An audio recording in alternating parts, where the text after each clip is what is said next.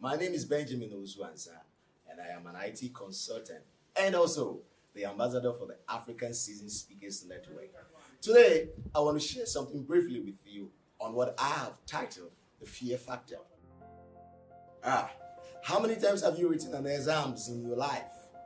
But anytime you're about to write a new exams, you experience some kind of fear. Why is it so? Have you ever thought of it?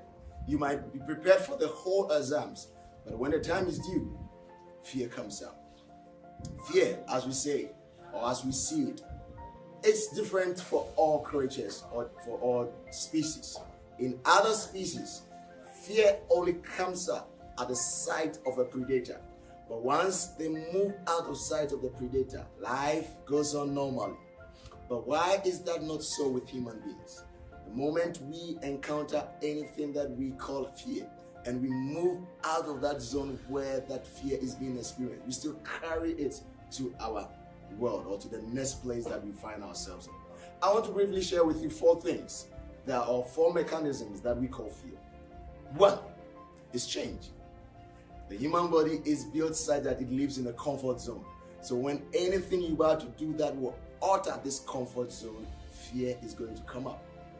And then two, uncertainty. Imagine you're about traveling to another country to go and pursue a program or a course. You start thinking about the culture of the people, the food they eat, what transportation system do they have in there. A whole lot of things is going to come in, the accommodation, everything. Fear is going to come up.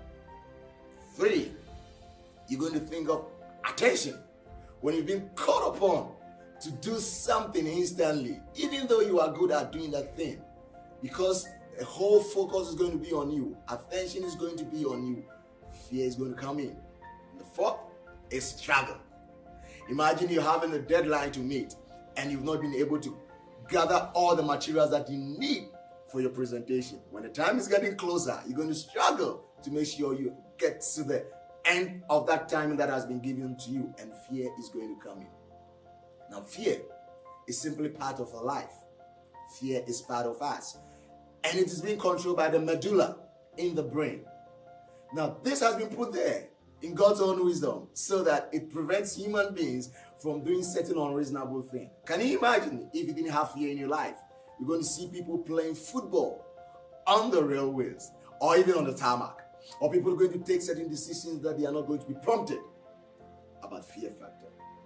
But hey, after it all, fear in our life is for a purpose.